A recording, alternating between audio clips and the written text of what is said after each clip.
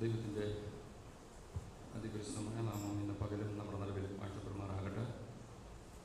നമുക്കൊരുമിച്ച് തിരുസന്നിധിയിൽ കർത്താവിൻ്റെ മുഖത്തേക്ക് നോക്കുവാൻ കർത്താവ് ഒരുക്കുന്ന നല്ല അവസരത്തെ ഓർത്ത് ദൈവത്തിന് സ്തോത്രം ചെയ്യുന്നു. ആരാധനയ്ക്കായി കടന്നു വന്ന എല്ലാ പ്രിയപ്പെട്ടവർക്കും കർത്താവായ യേശുക്രിസ്തുവിൻ്റെ നാമത്തിൽ സ്നേഹവന്ദനത്തെ പ്രാരംഭമായിട്ട് അറിയിക്കട്ടെ. തുടർന്ന് അല്പസമയങ്ങൾ നമ്മൾ ഒരുമിച്ച് ദൈവജനത്തിന് ഭാഗമായിരിക്കുമ്പോൾ ദൈവത്തിൻ്റെ പരിശുദ്ധമാവ് ഇന്ന് പകൽ വാസ്തവമായി നമ്മോട് സംസാരിക്കേണ്ടതിന്, നമുക്ക് ആവശ്യമുള്ളത് നൽകി നമ്മളെ സമാധാനത്തോട് മടക്കി അയക്കേണ്ടതിന് നമ്മെ തന്നെ ദൈവകാര്യങ്ങളിലേക്ക് സമർപ്പിച്ച് ഒരുക്കത്തോടെ തിരുസന്നിധിയിലായിരിക്കാം. വാഴ്ച സങ്കീർത്തനത്തിലേക്ക് ഞാൻ വേഗത്തിൽ പ്രവേശിക്കുന്നു. കഴിഞ്ഞ ഞായറാഴ്ച നമ്മൾ ചിന്തിച്ച ആ ചിന്തയുടെ ഒരു തുടർ ചിന്ത എന്ന രീതിയിൽ തന്നെ മുന്നോട്ട് കൊണ്ടുപോകാനാണ് ആഗ്രഹിക്കുന്നത്. കഴിഞ്ഞ ആഴ്ച നമ്മൾ ചിന്തിച്ചത് വിശുദ്ധ മന്ദിരത്തിൽ സകലതും നശിപ്പിച്ച ശത്രു, അഥവാ അതിന് പ്രത്യേക പദം നമ്മൾ കൊടുത്തത് നിത്യശൂന്യമാക്കി, ഇനി ഒരിക്കലും തലപൊക്കത്തില്ല എന്ന രീതിയിൽ ശത്രു ചിലതിനെ ശൂന്യമാക്കി. എന്നാൽ ദൈവത്തിൻ്റെ സാന്നിധ്യം, ദൈവത്തിൻ്റെ കാലടി, ദൈവത്തിന് ഇറങ്ങി വന്ന ദൈവത്തിൻ്റെ ഒരു സ്പർശനം നിത്യശൂന്യത്തെ വീണ്ടും ദൈവം വർദ്ധിപ്പിച്ചു. നമ്മളത് ചിന്തിച്ചു. ഭൂമിയെ ദൈവം പാഴും ശൂന്യവുമാക്കി തീർത്തു. എന്നാൽ അതിനെ വീണ്ടും ഒരു കൽപ്പനയാൽ, ദൈവത്തിൻ്റെ ശാസനയാൽ ഇരുട്ട് മാറിപ്പോയി, ആഴങ്ങൾ മാറിപ്പോയി, വെളിച്ചം വന്നു. ദൈവത്തിൻ്റെ പ്രവൃത്തി വെളിപ്പെട്ടതുപോലെ വ്യക്തിപരമായ ജീവിതത്തിലും ചില ശൂന്യമാക്കപ്പെട്ട ചില അനുഭവങ്ങളുടെ മേൽ ദൈവത്തിൻ്റെ പ്രവൃത്തി വെളിപ്പെടുമ്പോൾ മനോഹരമായി, ഏറ്റവും ഭംഗിയായ രീതിയിൽ ദൈവത്തിന് രൂപാന്തരപ്പെടുത്തിയെടുക്കാൻ കഴിയും. ആ കാര്യമാണ് കഴിഞ്ഞ ഞായറാഴ്ച നമ്മൾ ചിന്തിച്ചത്. ഇന്ന് 79-ാം സങ്കീർത്തനത്തിന് 1-ാമത്തെ വാക്യം നമുക്ക് പ്രാരംഭത്തിൽ നിന്ന് വായിക്കാം. മതി. കഴിഞ്ഞ ആഴ്ച നമ്മൾ പറഞ്ഞത് ചിലതിനെ നശിപ്പിച്ചു.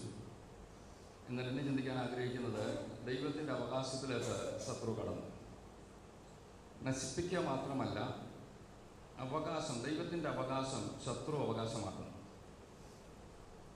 ഇതെങ്ങനെ അവകാശമാക്കാം, ഇതിൽ നിന്ന് നമുക്കങ്ങനെ തിരിച്ചു പിടിക്കാം എന്ന പകൽ നമ്മൾ ചിന്തിക്കാൻ ആഗ്രഹിക്കുന്നതാണ്.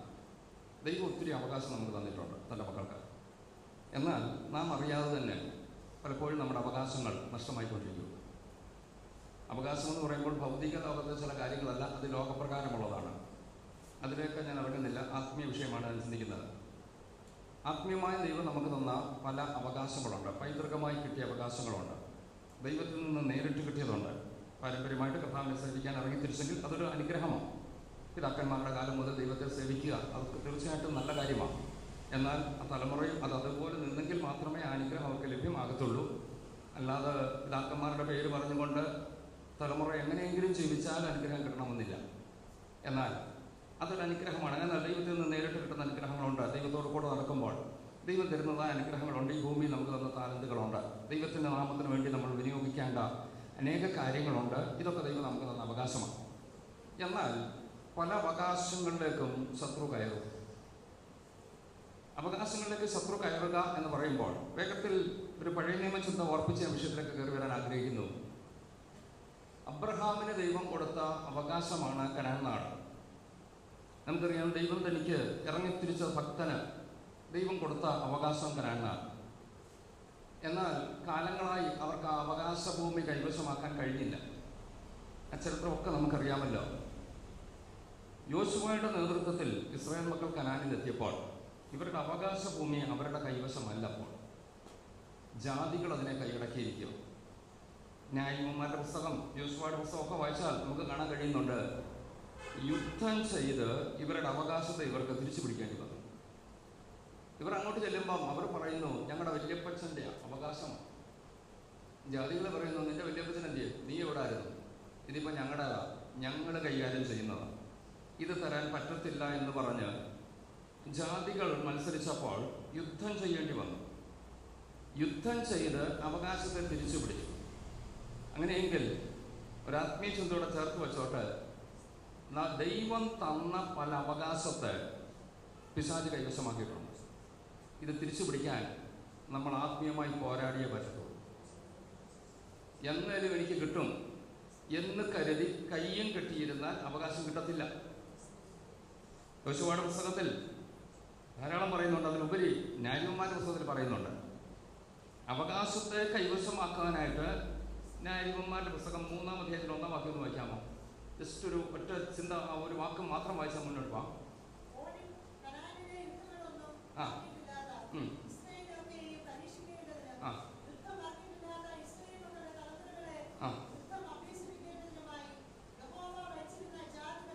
ഒരു ലിസ്റ്റ് അവിടെ പറയുന്നുണ്ട്. യുദ്ധം അഭ്യസിപ്പിക്കാനായിട്ടൊരു ജാതികളെ വെച്ച് ഒന്നിൻ്റെ ഒന്നുകൂടെ ഒന്ന് വായിച്ചു ന്യായാധിപന്മാർ.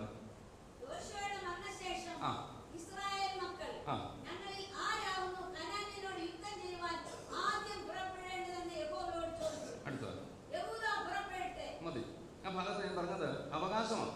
കനാനാട് ഇവരുടെ അവകാശമാണ്. പക്ഷെങ്കിൽ ഇപ്പോൾ ഇവർക്കിത് കിട്ടിയിട്ടില്ല. ഇത് നേടണമെങ്കിൽ, അവകാശം തിരിച്ചു പിടിക്കണമെങ്കിൽ ദൈവത്തോട് ചോദിക്കണം, ഞങ്ങളിൽ ആരാണ്? ഒരു ചിന്ത വേഗത്തിൽ പറഞ്ഞ് നമ്മുടെ വിഷയത്തിൽ ഒന്ന് സ്കിപ്പ് ചെയ്തെങ്കിൽ ഞാൻ വേണ്ടി മടങ്ങിയെത്താം. ആദ്യം പുറപ്പെടേണ്ടത് ചോദിച്ചപ്പം ദൈവം കൊടുത്ത മറുപടി എന്തോ? ചോദിച്ചോളൂ. യഹൂദ. എന്താ യഹൂദ എന്ന വാക്കിന്റെ അർത്ഥം? സ്തുതി. അങ്ങനെയെങ്കിൽ പിശാച് കൈയടക്കിയ ചില അവകാശം തിരിച്ചു പിടിക്കണമെങ്കിൽ ആദ്യം നമ്മൾ എന്തോ ചെയ്യണം? ദൈവത്തെ സ്തുതിച്ചോണ്ടങ്ങ് പോകും. സ്തുതിയുടെ സ്വാർത്ഥത്തിന്റെ മുമ്പിൽ ചില കോട്ടകൾ തകരും. എരിഹോ കോട്ട മുന്നോട്ട് വിടത്തില്ലെന്ന് പറഞ്ഞ് ആ എണ്ണപ്പെട്ട മതിൽ വീണതപ്പോഴ സ്തുതിച്ചപ്പോഴ. അങ്ങനെ തിരിച്ചറിയണം, എൻ്റെ ചില അവകാശം എനിക്ക് കൈവശമാക്കണമെങ്കിൽ ഞാൻ ദൈവത്തെ സ്തുതിക്കാൻ തയ്യാറാകണം. നമ്മൾ ദൈവത്തോട് പറയണം, കർത്താവേ, എനിക്ക് ദൈവം തന്ന ചില അവകാശങ്ങൾ നഷ്ടപ്പെട്ടു പോയിട്ടുണ്ട്, കൈമോശം വന്നിട്ടുണ്ട്, എനിക്കത് തിരിച്ചു വേണം കർത്താവേ, എനിക്കത് തിരിച്ചെടുക്കുവാൻ എന്നെ സ്തുതിക്കാൻ പ്രാപ്തനാക്കണമേ. ദൈവത്തോട് പ്രാർത്ഥിക്കും. സ്തുതിക്കാൻ തയ്യാറാകുമെങ്കിൽ നമ്മുടെ അവകാശം നമുക്ക് ലഭ്യമാകും. അങ്ങനെ ഞാൻ വേഗത്തിൽ ആ ഭാഗത്തേക്ക് ഒന്ന് കയറാൻ ആഗ്രഹിക്കുന്നു. എത്ര പേർ നഷ്ടപ്പെട്ടു പോയ അവകാശത്തിന്റെ മുമ്പിൽ കർത്താവേ, എനിക്ക് അവകാശം നഷ്ടപ്പെട്ടതിനെ മടക്കി നൽകണമെന്ന് ആഗ്രഹത്തോടെ പ്രാർത്ഥിക്കുമ്പോൾ നിങ്ങൾ സ്തുതിക്കാൻ തയ്യാറാണെങ്കിൽ ചില അവകാശം ദൈവം തിരിച്ചു തരും. കൈമോശം പോയല്ലോ എന്ന് പറഞ്ഞ് താടിക്ക് കൈയും കൊടുത്ത് വിലപിച്ചാൽ അവകാശം തിരിച്ചു കിട്ടത്തില്ല. എന്നാൽ അതിന്റെ നടുവിലും സ്തോത്രം ചെയ്യാൻ തയ്യാറാണെങ്കിൽ ദൈവം ചിലതിനെ മടക്കി നൽകാൻ വിശ്വസന. അങ്ങനെയെങ്കിൽ അവകാശം തിരിച്ചു കിട്ടണമെങ്കിൽ നമ്മൾ സ്തോത്രം ചെയ്യാൻ, ദൈവത്തെ സ്തുതിക്കാൻ തയ്യാറാകണം. ഞാൻ 1-2 വാക്യങ്ങൾ വേഗത്തിൽ ഒന്ന് ഓർപ്പിക്കാൻ ആഗ്രഹിക്കുന്നു. 33-ാം സങ്കീർത്തനത്തിന്റെ 12-ാമത്തെ വാക്യം ഒന്ന് വായിച്ചോളൂ. 33:12.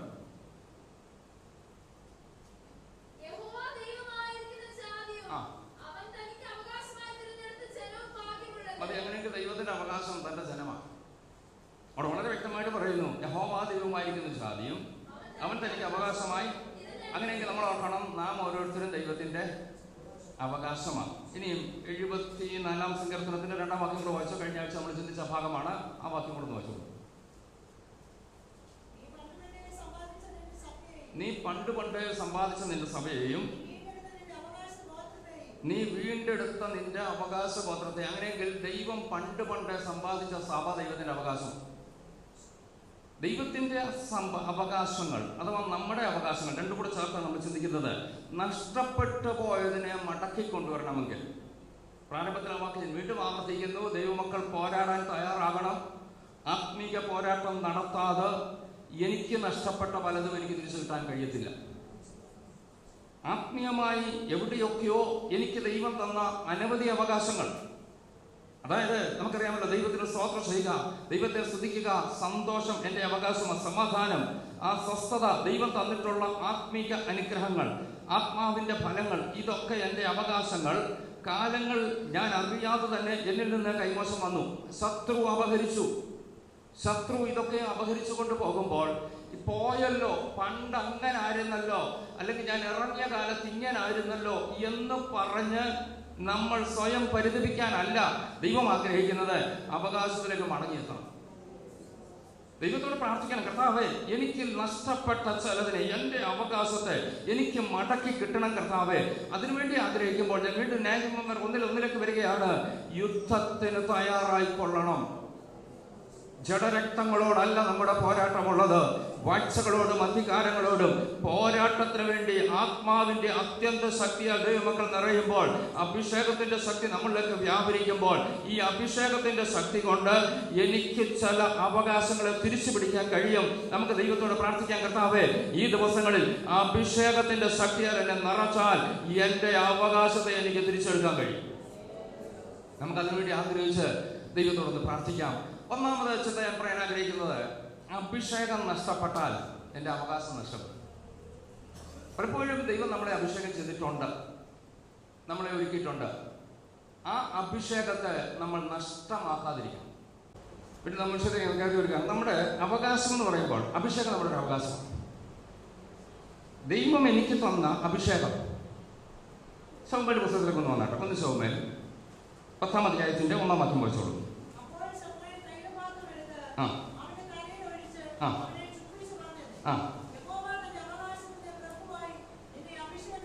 മതി. യഹോവ നിന്റെ അവകാശത്തിന്റെ പ്രഭുവായി. ഇംഗ്ലീഷിലൂടെ വാക്യം ഒന്ന് വായിച്ചിട്ട് chapter 10 verse 1 ഫസ്റ്റ് സാമുവേൽ.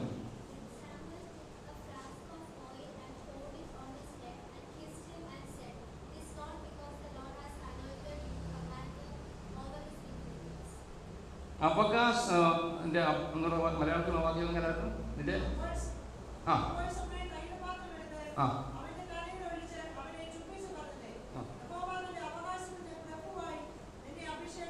അവകാശത്തിന്റെ പ്രഭുവായി അഭിഷേകം ചെയ്തിരിക്കുന്നു. അങ്ങനെയെങ്കിൽ ദൈവം അഭിഷേകം ചെയ്തത് ചില അവകാശത്തിന്.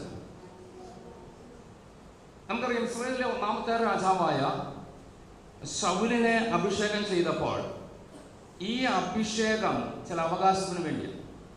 ഇസ്രായേലിനെ വാഴുവാൻ, ചുറ്റുമുള്ള ജാതികളെ വാഴുവാൻ, ചിലതിനെ നശിപ്പിക്കുവാൻ. ഈ അവകാശത്തിന് വേണ്ടി അഭിഷേകം ചെയ്തവൻ അഭിഷേകം നഷ്ടമാക്കി. നമുക്കറിയാം, ഏറ്റവും പ്രാധാന്യത്തോടെ ദൈവത്തിന്റെ വചനം പറയുന്നത് അമാലേക്കിന്റെ ഓർമ്മയെ ഭൂമിയിൽ നിന്ന് അശേഷം നിർമൂലമാക്കണം, നിശേഷം ഇല്ലാതാക്കണം എന്ന നിയോഗം ദൈവത്തിനുണ്ട്. ഇസ്രായേൽ മക്കൾ യാത്ര ചെയ്തു വന്നപ്പോൾ പിന്നണിയിലുള്ളവരെ ആക്രമിച്ച അമാലേക്കിനെ നശിപ്പിക്കണമെന്ന് മോശയോട് വ്യക്തമായി പറഞ്ഞ് മോശയിലൂടെ കൊടുത്ത നിയോഗം നിവർത്തിക്കാനായിട്ട് ദൈവം അഭിഷേകം ചെയ്ത ശൗലിനെയാണ്. അങ്ങനെയെങ്കിൽ ശൗലിന്റെ അഭിഷേകത്തിനകത്ത് ദൈവത്തിന്റെ നിയോഗമെന്ന് പറയുന്നത് അമാലേക്കിനെ നശിപ്പിക്കുക എന്നുള്ളത്. ഞാൻ എന്നിട്ട് പറഞ്ഞോട്ടെ, അവകാശത്തിന്റെ പ്രഭുവായി അഭിഷേകം ചെയ്തപ്പോൾ അമാലേക്കിനെ നശിപ്പിച്ച് നീ സ്വസ്ഥമായിരിക്കണമെന്ന് പറഞ്ഞ് അവകാശം കൊടുത്തു, അഭിഷേകം കൊടുത്തു ദൈവം ഏൽപ്പിച്ചെങ്കിൽ ഈ അഭിഷേകം കൊണ്ട് ഈ അവകാശത്തിന്റെ പ്രഭു നശിപ്പിക്കേണ്ടതിനെ നശിപ്പിച്ചില്ല. ചരിത്രം അറിയാവുന്നതുകൊണ്ട് ഞാൻ ആ ഭാഗത്തേക്ക് ഇറങ്ങുന്നില്ല. അമാലേക്കിനെ നശിപ്പിക്കേണ്ടതിന് പകരം തടിച്ചതും കൊഴുത്തതും രാജാവ് ഉൾപ്പെടെ പലതിനെയും ജീവനോട് നിലനിർത്തി ദൈവം മുമ്പാകെ തെറ്റ് ചെയ്തു. ശൗമേൽ പ്രവാചകൻ തമ്മിൽ കാണുമ്പോൾ പറയുകയാണ്, രാജസ്ഥാനത്ത് നിന്ന് ഞാൻ നിന്നെ തള്ളി. കാരണം ഇത്രയേ ഉള്ളൂ, അഭിഷേകം ഉപയോഗിച്ചില്ല. എന്നൂടെ പറഞ്ഞോട്ടെ, അവകാശം ഉപയോഗിച്ചില്ല. ഇന്ന് പകൽ ദൈവമക്കളോട് ഞാൻ ഈ വചനത്തിൽ ഒന്നുകൂടെ പറഞ്ഞോട്ടെ, നമ്മളെയും ദൈവം കണ്ടത് അങ്ങനെ. ആ വാക്യം ഒരിക്കലും വായിക്കാൻ എല്ലാ പ്രിയപ്പെട്ടവരും എടുക്കാണ്ട് 10:1 ശൗമേൽ.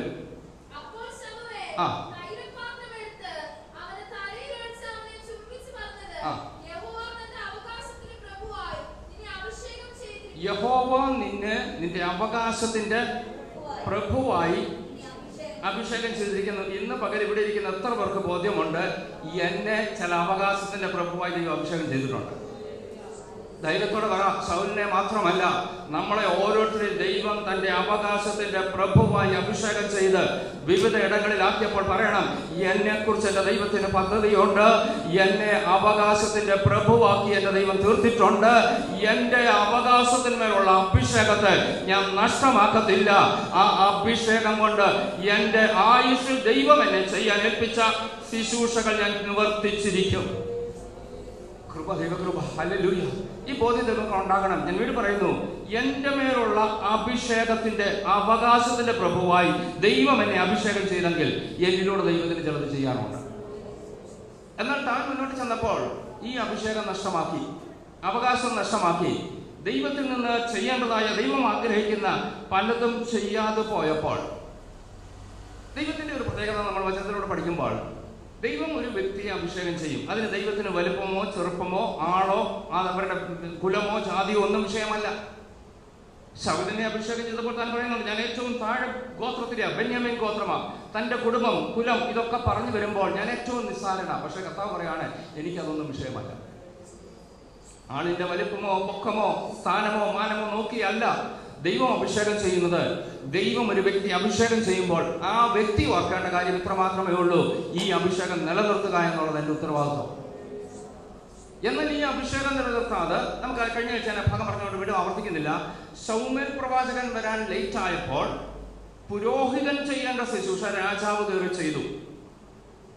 പ്രവാചകൻ വന്നിട്ട് പറയുന്നൊരു വാക്കുണ്ട്, നീ ചെയ്തത് പോഷത്വം. രണ്ടാമത്തെ തെറ്റാണ് 15-ാം അധ്യായത്തിൽ നമ്മൾ കാണുന്നത്. അമാലേക്കിനെ നിർമൂലമാക്കണമെന്നുള്ളത് നിർമൂലമാക്കാതെ നിലനിർത്തി. ഇങ്ങനെ വന്നപ്പോൾ ഈ അഭിഷേകം ചെയ്ത ദൈവം ശൗലിനോട് സംസാരിക്കാതെ ഒരു വാക്യം, പല വാക്യങ്ങളോട് ഞാൻ എല്ലാ ഭാഗത്തേയും പറയുന്നില്ല, 14-ാം അധ്യായം നിർത്താറ്. 1 ശമൂവേൽ 14:37 വർഷം.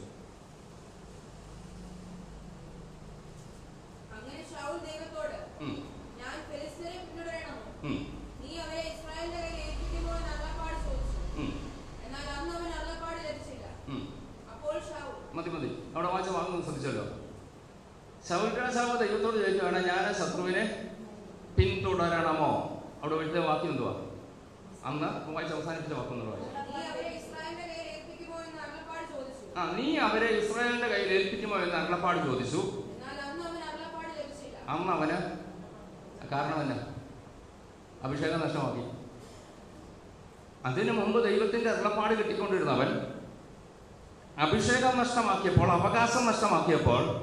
അവകാശം നഷ്ടമാക്കിയിട്ടും ദൈവത്തോട് ചോദിക്കുകയാണ്, കർത്താവേ, ഞാൻ ഈ ശത്രുവിനെ പിന്തുടരണമോ എന്ന് ചോദിച്ചപ്പോൾ അവൻ അന്ന് ഉത്തരം ലഭിച്ചില്ല. അരുളപ്പാടില്ല, ദൈവത്തിന് മറുപടിയില്ല.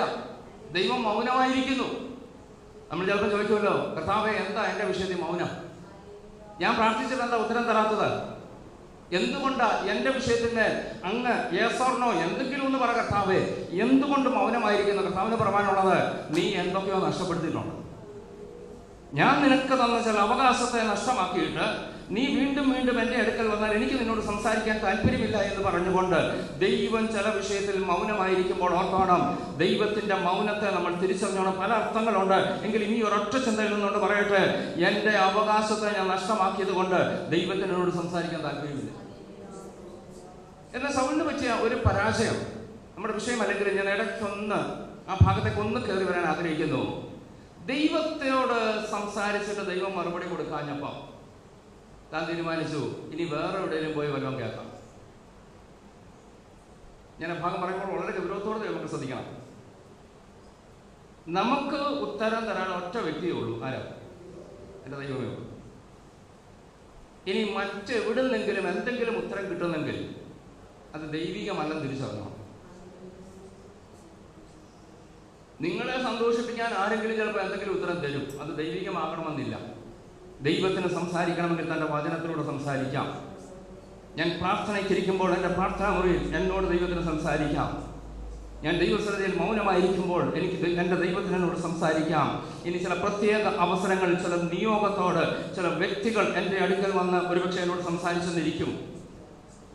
ഞാൻ അങ്ങോട്ട് പോയി എനിക്ക് വേണ്ടി അരുളപ്പാട് ചോദിക്കണമേ എന്ന് ചോദിക്കുന്നത് എത്രത്തോളം വചനത്തിന്റെ അടിത്തറയിൽ ആണ് എന്നെനിക്ക് പറയാൻ കഴിയത്തില്ല. എങ്കിൽ ഞാൻ പറഞ്ഞോട്ടെ, ഞാനും ദൈവവുമായിട്ടുള്ള ബന്ധം സുതാര്യമാണെങ്കിൽ എൻ്റെ ദൈവത്തിന് എന്നോട് സംസാരിക്കാൻ കഴിയും. എന്നോട് ആ ഭാഗം പറയുന്നു, ദൈവം എന്നോട് സംസാരിക്കുന്നില്ലെങ്കിൽ മറ്റെങ്ങോട്ടും പോകുന്നതിന് പകരം ഞാനും ദൈവവുമായിട്ടുള്ള ബന്ധം ശരിയാക്കിയാൽ മതി. അതല്ലേ ഈസി. ദൈവത്തിന് എന്നോട് സംസാരിക്കാൻ കഴിയും. സംസാരിക്കാൻ തടസ്സമായി നിൽക്കുന്ന എന്താണെന്നുള്ളത് ഞാൻ കണ്ടെത്തി, അത് ഞങ്ങൾ മാറ്റും. ദൈവത്തിന് ഞാൻ ആ ഭാഗം ഒന്ന് ഓർപ്പിക്കാം. ശമൂവേലിന്റെ പുസ്തകം തന്നെ എടുത്തോട്ടെ. നമുക്കാർക്കും അബദ്ധം പറ്റരുത്, നമ്മൾ അങ്ങനെ ചെയ്യുന്നവരല്ല. എങ്കിലും ഒന്ന് ഓർപ്പിക്കാൻ വേണ്ടി മാത്രം 1 ശമൂവേൽ 28-ാം അധ്യായത്തിലേക്ക് വന്നാട്ടെ. 28-ാം അധ്യായത്തിൽ ശൗലിനോട് ദൈവം സംസാരിക്കാതെ വന്നപ്പോൾ താൻ ചെയ്ത ഒരു കാര്യമാണ് ഇവിടെ എഴുതിയിരിക്കുന്നത്. 1 ശമൂവേൽ 28 ഒന്ന് ആരംഭം വായിച്ചോളൂ. ആ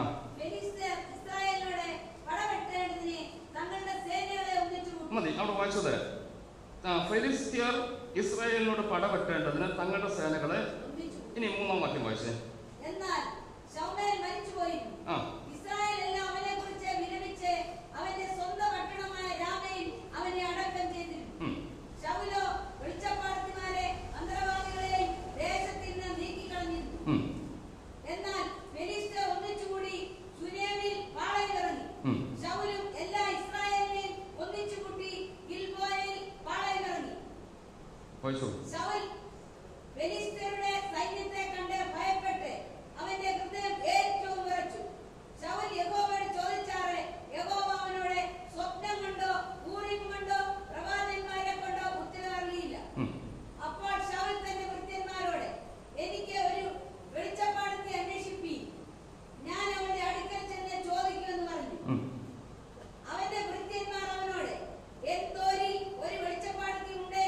മതി, തൽക്കാലം അവിടെ നിൽക്കട്ടെ. നിങ്ങൾ വീട് ഭാഗം വായിച്ചു നോക്കുക. ഇപ്പോൾ ഞാൻ പറയുന്നത് ശ്രദ്ധിക്കുക. അവിടെ ഭാഗം ശ്രദ്ധിച്ചല്ലോ. ശമൂവേൽ മരിച്ചു. ഇപ്പൊ ശമൂവേൽ രാജാവായി. ഫെലിസ്ത്യർ യുദ്ധത്തിന് വന്നു. യുദ്ധത്തിന് പോകണോ വേണ്ടയോ എന്നതിന് മുമ്പ് നമ്മളത് വായിച്ചു. അന്ന് ദൈവം മറുപടി ഒന്നും കൊടുത്തില്ല. ഇപ്പം സേനകളെയെല്ലാം അണിനിരത്തി എന്ന് പറഞ്ഞാൽ ബോർഡറിൽ മിലിറ്ററി വന്നു കഴിഞ്ഞു. ഏത് സമയവും യുദ്ധം പുറപ്പെടാം. ഈ സാഹചര്യത്തിൽ ശൗല് ഭയപ്പെട്ടു. അതാണ് അവിടെ എഴുതിയിരിക്കുന്ന വാക്യം നമ്മൾ വായിച്ചല്ലോ. 5-ാം വാക്യത്തിൽ ശൗൽ ഫെലിസ്ത്യരുടെ സൈന്യത്തെ കണ്ട് ഭയപ്പെട്ടു. അവന്റെ ഹൃദയം ഏറ്റവും വിറച്ചു. ശൗൽ യഹോവയോട് ചോദിച്ചാറ്.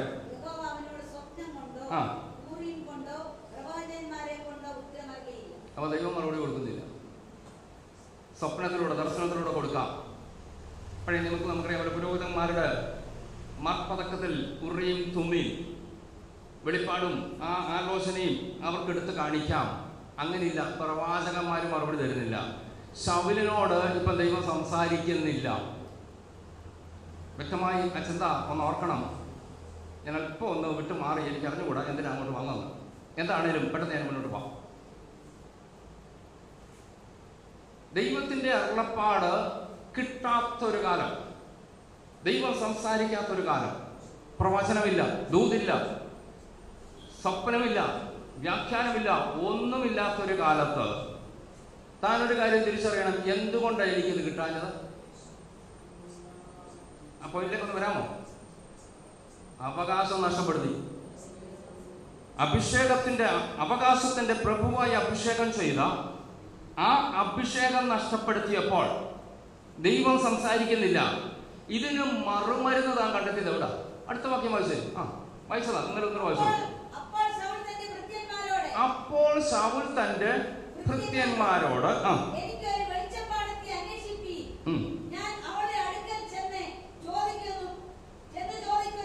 അതെ, അങ്ങനെയെങ്കിൽ ശൗൽ പെട്ടെന്ന് പറഞ്ഞ വാചകം ശ്രദ്ധിച്ചോ.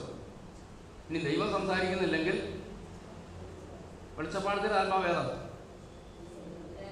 പിശാചിന്റെ ആത്മാവാ. എന്നാ പിശാചിന്റെ അടുത്ത് ചെന്ന് ചെന്തോ ചോദിക്കാം. അപ്പൊ അതിനകത്ത് രസമല്ല. ഈ കൂട്ടത്തിലുള്ളവർക്ക് അറിയാം എവിടെ ആണോ ഉള്ളത്. അതിൻ്റെ അർത്ഥം തന്നെ അവർ വല്ലപ്പോഴും ഒക്കെ, അതുകൊണ്ടല്ലേ അവർക്ക് കറക്റ്റായിട്ട് അറിയാവുന്നത്. അവർ പറയും ഇന്നിടത്ത് രാജാവ് പറഞ്ഞപ്പോൾ ആയിക്കോട്ടെ നമുക്കൊന്നിച്ചൊക്കെ പോവാം. പക്ഷെ ഇതിന് മുമ്പിലത്തെ ഭാഗങ്ങളൊക്കെ നമ്മൾ വളരെ എടുത്ത് ശ്രദ്ധിക്കണം. ഇതിനെയെല്ലാം നിരോധിച്ചു. മന്ത്രവാദികളെയും വെളിച്ചപ്പാടത്തികളെയും ദേശത്തു നിന്ന് ഓടിച്ചു വിട്ടു. ഈ ഓടിച്ചു വിട്ടിട്ടും ശൗലിന്റെ കൂടെ ഉള്ളവൻ ഇവിടെ പോകുന്നുണ്ടെന്നുള്ളത് ഇപ്പൊ ആർക്കും മനസ്സിലായി. ശൗല് പറഞ്ഞാൽ പിന്നെ ഞാനും വരിക. കാരണം ദൈവം സംസാരിക്കുന്നില്ലല്ലോ. ഞാൻ പറഞ്ഞാൽ ദൈവമക്കൾ വളരെ ഗൗരവത്തോടെ ഞാൻ പറഞ്ഞാൽ ഈ ചിന്തയിലോട്ട് എന്തുകൊണ്ട് കയറി വന്നെന്ന് എനിക്ക് അറിഞ്ഞു. പക്ഷെങ്കിൽ ദൈവം വെറുതെ സംസാരിപ്പിക്കുന്നില്ലെന്ന് എനിക്കറിയാം. അതുകൊണ്ട് ഞാൻ വ്യക്തമായിട്ട് ആലോചന ഉറപ്പിച്ചു പറയുന്നു. ദൈവം നിങ്ങളോട് സംസാരിക്കുന്നില്ലെങ്കിൽ വെളിച്ചപ്പാടത്തിനടുക്ക പോകരുത്. ദൈവം എന്തുകൊണ്ടാണ് എന്നോട് സംസാരിക്കാത്തതെന്ന് ദൈവത്തോട് ചോദിക്കുക. ഇപ്പൊ നിങ്ങളോട് ഒരാൾ കുറച്ചാളായിട്ട് മിണ്ടുന്നില്ലെങ്കിൽ നിങ്ങൾക്ക് നേരിട്ട് അവരോട് ചോദിക്കുന്നത് എന്നാ പറ്റി? തീർന്നില്ലേ? അവിടെ കൊണ്ട് കഴിഞ്ഞല്ലോ, അവസാനം വിഷയം കഴിഞ്ഞില്ലേ? 100 പോയി അവരെന്നോട് ഇപ്പം മിണ്ടുന്നില്ലെന്ന് പറഞ്ഞു പോകാതെ നേരിട്ട് ഒന്നും എന്നാ പ്രശ്നം എന്നാ? എൻ്റെ ഭാഗത്താണെങ്കിൽ ഞാൻ ക്ഷമിക്കാൻ അല്ലെങ്കിൽ ഞാൻ വിട്ടുവീഴ്ചയ്ക്ക് തയ്യാറാ. അതോടുകൂടെ തീരാനുള്ളതല്ല ഉള്ളൂ. ഞാൻ പറഞ്ഞത് ശൗലും ചെയ്യാവുന്ന ഇത്രയും കാര്യമേ ഉള്ളൂ. ദൈവത്തോട് നേരിട്ട് ചോദിക്കാം, കർത്താവേ എന്നോട് എന്നാ മിണ്ടാത്തത്? ഈ ഒരു ചോദ്യം ചോദിക്കേണ്ടതിന് പകരം താൻ ചെയ്തത് വെളിച്ചപ്പാടത്തിനടുക്കൽ ചെന്നു. അതിൻ്റെ താഴത്തെ ഭാഗങ്ങളൊക്കെ ഒന്നും ഞാനിപ്പോൾ ഇറങ്ങുന്നില്ല. പിന്നീട് എപ്പോഴും ഒരു അവസരം കിട്ടിയ ഞാൻ ആ ഭാഗം വിശദീകരിക്കാം. അല്പം കൺഫ്യൂഷൻ ഉണ്ടാകുന്ന ഒരു വിഷയമാണ്. അതുകൊണ്ട് അല്പം സമയമെടുത്ത് സംസാരിച്ചെങ്കിലേ അത് ക്ലിയർ ആകത്തുള്ളൂ. തൽക്കാലം ഞാൻ ഇവിടെ കൊണ്ട് അവസാനിപ്പിക്കുകയാണ്. ഞാൻ വീണ്ടും പറയുന്നു, ദൈവം സംസാരിച്ചില്ല എന്ന് കണ്ട് മറ്റെങ്ങോട്ടും ദൈവമക്കൾ ഓടിപ്പോകരുത്. ദൈവത്തോട് ചോദ്യര്, എന്താ കർത്താവേ എന്നോട് മിണ്ടാത്തത്? എന്നോട് എന്തിനാ പിണങ്ങിയിരിക്കുന്നത്? കർത്താവ് പറയും, എനിക്ക് നിന്നോട് പിണക്കമില്ല. നീ ചില അവകാശം നഷ്ടമാക്കി, നീ എൻ്റെ വഴിയിൽ നിന്ന് മാറിപ്പോയി, നീ എൻ്റെ വഴിയിലേക്കൊന്ന് മടങ്ങി വരാമെങ്കിൽ ഞാൻ നിന്നോട് സംസാരിക്കാം. ഇതാണ് ദൈവത്തിന് പറയാനുള്ള ദൂത്. ഇന്ന് പകൽക്കാലം ആത്മാവിൽ ആ ദൂത് ഞാൻ ആവർത്തിച്ച് പറയുന്നു. ദൈവസന്നിധിയിലാകേണ്ടതുപോലായി എൻ്റെ അവകാശം നഷ്ടപ്പെട്ടു പോയതിനെ മടക്കിയെടുത്ത് ആ അഭിഷേകത്തിൽ ഞാൻ നിന്നാൽ എൻ്റെ ദൈവത്തിന് എപ്പോഴും എന്നോട് സംസാരിക്കാൻ കഴിയും. കൃപ, ദൈവകൃപ. എന്നോട് പറഞ്ഞു, ദൈവം സംസാരിച്ചില്ലെന്ന് കണ്ട് പൈശാചിക ശക്തികളുടെ കടുക്കിലേക്ക് പോകരുത്. ദുർമന്ത്രവാദത്തിലേക്കോ അല്ലെങ്കിൽ ആവാഹിച്ചു വിട്ട ചില ശക്തികളിലേക്കോ അതിനും ഒരുപക്ഷെ കറക്റ്റായിട്ട് പലതും പറയാൻ കഴിഞ്ഞെന്ന് വരും. പക്ഷെങ്കിൽ അതിൻ്റെ അടുക്കിലേക്ക് പോകരുത്. ഇനിയും ഒരു ചിന്ത ഇത്രയും പറഞ്ഞപ്പോൾ തുടർന്ന് പറഞ്ഞേക്കാം. ഈ ശക്തി പറയുന്നതും കറക്റ്റ് ദൂതൊക്കെയാണ്. പണ്ട് വീടുകളിലൊക്കെ ഇപ്പം കാണുന്നില്ല, പണ്ടൊക്കെ വരുവാന്നല്ലോ ഈ പറയാം ലേഡീസ് വരുമല്ലോ. അവർ വന്നു വെച്ചാൽ കറക്റ്റ് കാര്യം പറയത്തില്ലേ? അപ്പൊ അവരെല്ലാം ഈ ആവരിക്കുന്ന ആത്മാവ് നാടോടികൾ എന്തോ ഒരു പേര് എന്തോ ഒരു പേരിൽ അറിയപ്പെടുന്നുണ്ട്. അവർ വന്നു വെച്ചാൽ മുഖത്ത് നോക്കി വെച്ചാൽ വീട്ടിൽ ഇത്ര പിള്ളേരുണ്ടെന്ന് വരെ പറയും. അത് ഇന്ന ആളിന് ഇന്ന കുഴപ്പമുണ്ട് കറക്റ്റ് പറയും. അപ്പൊ അത് ദൂതല്ലേ? എന്നാൽ പിന്നെ പ്രവാചകൻ എടുക്കാൻ പോകുന്നതിൽ ഈസിയല്ലേ? അവർക്ക് എന്തെങ്കിലും ചിലർ കൊടുത്തു കൊടുക്കുകയും ചെയ്യാമല്ലോ. നമുക്ക് ദൂതും വെളിച്ചപ്പാടത്തിൽ ദൂത് പറയുമെന്നുള്ളതിന്റെ തെളിവ് വായിക്കണ്ട. നമുക്കറിയാം, പൗലോസും ശീലാസും ഫിലിപ്പിയിൽ ഇറങ്ങിയപ്പോൾ ഇവരെ എതിരേറ്റു വന്നതാരാ? ഒരു വെളിച്ചപ്പാടത്തിൽ സ്ത്രീയ. അവർ വന്നിച്ച് പറഞ്ഞത് എന്തുവാ? അത്യുന്നതനായ ദൈവത്തിന്റെ ദാസന്മാർ. കറക്റ്റല്ലേ ഇവർ പറഞ്ഞത്? പക്ഷെ അവരിലുള്ള ആത്മാവിനെ ആര് തിരിച്ചറിഞ്ഞു? പൗലോസ് തിരിച്ചറിഞ്ഞതിനെ ശാസിച്ചു. ഞാൻ ഒന്നുകൂടെ പറയാ, ദൂത് കറക്റ്റ് ആയതുകൊണ്ട് എല്ലാം ദൈവികമാകണമെന്നില്ല. അശുദ്ധാത്മാവിനും ചില ദൂത് പറയാൻ കഴിയും.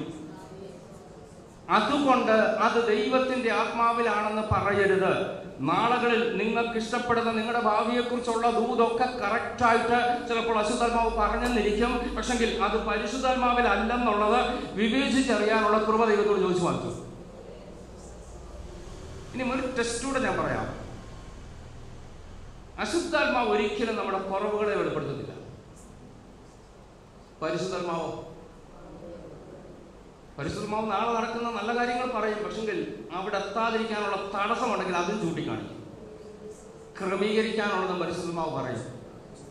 ഒരു ദൂതിൽ ക്രമീകരണത്തിന്റെ വാക്ക് വരുന്നില്ലെങ്കിൽ ഓർത്തോണം, അത് പരിശുദ്ധാത്മാവിലല്ല, അശുദ്ധാത്മാവിന് എന്നെ സന്തോഷിപ്പിക്കാൻ. ഇനിയും എല്ലാം അശുദ്ധാത്മാവാകണമെന്നില്ല. ആ ടോപ്പിക്ക് കയറിയാൽ ഇറങ്ങി വരാൻ പാടാ. അതുകൊണ്ട് ഞാൻ അങ്ങോട്ട് കയറുന്നില്ല. ഇനി നിങ്ങളുടെ വീട്ടിൽ ഒരാൾ പ്രാർത്ഥിക്കാൻ വന്നെന്ന് കരുതുക. ഒരു പ്രവാചകനോ ആരും ആകട്ടെ. നിങ്ങളുടെ പൾസ് അദ്ദേഹം പെട്ടെന്ന് തിരിച്ചറിയും. വീട്ടിൽ ആരൊക്കെ വേണ്ട കാര്യങ്ങളൊക്കെ ഒന്ന് തിരക്കി സംസാരിക്കുന്നു ചോദിക്കുമല്ലോ. അപ്പോഴത്തേക്കും അങ്ങ് വാനോളം പുകഴ്ത്തി ഒരു പ്രാർത്ഥനയെന്ന് പ്രാർത്ഥിക്കും. നമ്മൾ പറയും, അത് അശുദ്ധാത്മാവാണോ? അത് അശുദ്ധാത്മാവല്ല, അത് മനുഷ്യാത്മാവാണ്. ഈ പുള്ളിക്ക് വന്നേച്ച് തിരിച്ചു പോകണ്ടേ? നിങ്ങളുടെ കുറ്റവും കുറവും എല്ലാം കൂടെ അങ്ങോട്ട് വെളിപ്പെടുത്താൻ തുടങ്ങിയാൽ പക്ഷെ നിർത്ത പിന്നെ ആട്ടെ എന്ന് പറഞ്ഞ് നമ്മൾ പറഞ്ഞു വിടുമെന്ന് അറിയാവുന്നതുകൊണ്ട് ഇവരെന്തോ ചെയ്യും? മക്കളെ മഞ്ഞ് പൊഴിയുന്ന കഴിഞ്ഞിടയ്ക്ക് ഒരു കർത്തദാസൻ പറഞ്ഞു, തനിക്ക് വർഷങ്ങൾക്ക് മുമ്പ് ദൂത് കിട്ടി മഞ്ഞ് പൊഴിയുന്ന നാട്ടിൽ പോവാൻ. താൻ ഇതുവരെ പോയില്ല, പക്ഷെ താനിപ്പം കുട്ടിക്കാലത്തുണ്ട്. താൻ പറഞ്ഞു, അയ്യോ എനിക്ക് ബോധ്യം വന്നു, ഇതും മഞ്ഞ് പൊഴിയുന്ന.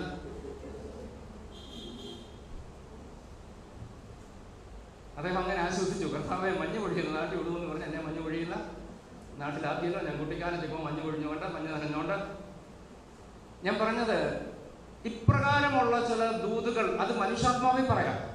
ഞാൻ വീട് പറയുന്നു, ദുരാത്മാവിന് ചില ദൂത് പറയാം. പക്ഷെങ്കിൽ എന്നെ കറക്റ്റ് ചെയ്യുന്നത് അതിനകത്തില്ലെങ്കിൽ, നിത്യതയിൽ എന്നെ കൊണ്ട് എത്തിക്കാനുള്ളത് അതിനകത്തില്ലെങ്കിൽ, ഭൗതിക ലോകത്തെ ഭൗതികമായതും കൊണ്ട് എന്നെ ഒതുക്കി നിർത്താൻ ആഗ്രഹിക്കുന്നെങ്കിൽ അത് ദൈവത്തിൽ നിന്നുള്ളവയല്ല.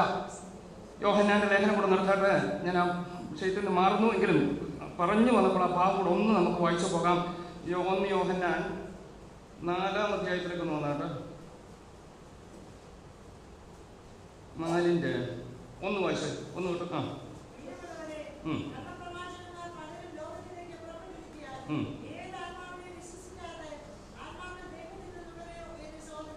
ഇനി 5-ാം വാക്യത്തിലേക്ക് ഒന്ന് വന്നാട്ടെ.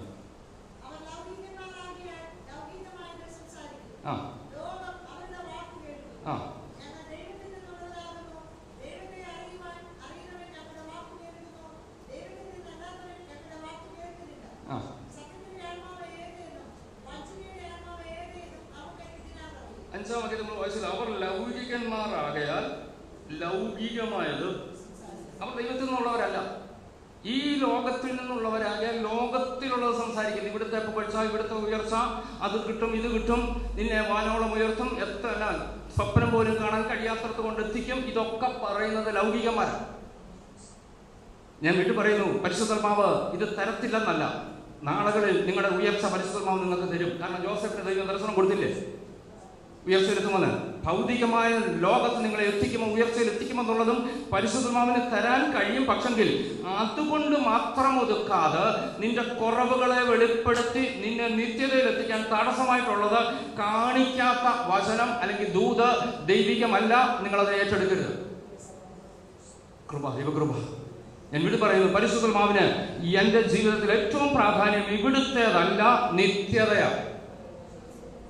പരിശുദ്ധാത്മാവിനെ ദൈവം തന്നത് ആ കാന്തനൊത്തൊരു കാന്തിയെ ഒരുക്കുവാൻ വേണ്ടിയാണ്. സഭയെ ഒരുക്കുക എന്നുള്ളതാണ് പരിശുദ്ധാത്മാവിന്റെ ആത്യന്തിക ദൗത്യമെങ്കിൽ എന്നെ ആ തേജസ്സോടെ മുൻനിർത്താനാണ് ദൈവം പരിശുദ്ധാത്മാവിനെ എൻ്റെ മേൽ അയച്ചതെങ്കിൽ ഈ പരിശുദ്ധാത്മാവ് എന്നിലുള്ള കുറവുകളെ വെളിപ്പെടുത്തി എന്നെ ദൈവത്തോട് അടുപ്പിക്കുന്ന ശുശ്രൂഷ ചെയ്തുകൊണ്ടിരിക്കുന്നത്. അതാണ് ആത്യന്തികമായി നടക്കുന്നത്. ഞാൻ മടങ്ങിയെത്തട്ടെ.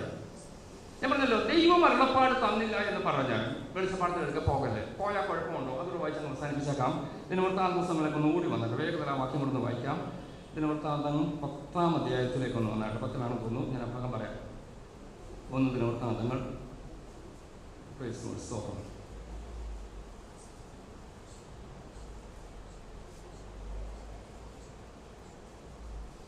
10:13 വായിച്ചു. ശ്രദ്ധിച്ചോണം എല്ലാവരും ഒന്ന് എടുത്തോ. ഇങ്ങനെ ശൗൽ യഹോവയോട് ചെയ്ത അതിക്രമം ഹേതുവായും യഹോവയുടെ വചനം പ്രമാണിക്കായികയാലും മതി. അങ്ങനെയെങ്കിൽ ശൗലിന്റെ അന്ത്യം അവിടെ വളരെ വ്യക്തമായിട്ട് 3 കാര്യങ്ങൾ പറയുന്നു. 1 യഹോവയോട് ചെയ്ത അതിക്രമം, 2 വചനം, 3 വെളിച്ചപ്പാടത്തിയോട്. ശൗലിന്റെ മരണത്തിന്റെ കാരണം തന്നെ വ്യക്തമായിട്ട് അവിടെ എഴുതിയിട്ടുണ്ട്. വെളിച്ചപ്പാടത്തിയോട്. അടുത്ത വാക്യം വായിക്കുമ്പോൾ അല്പം കൂടെ ക്ലിയർ ആവും. വായിച്ചേ.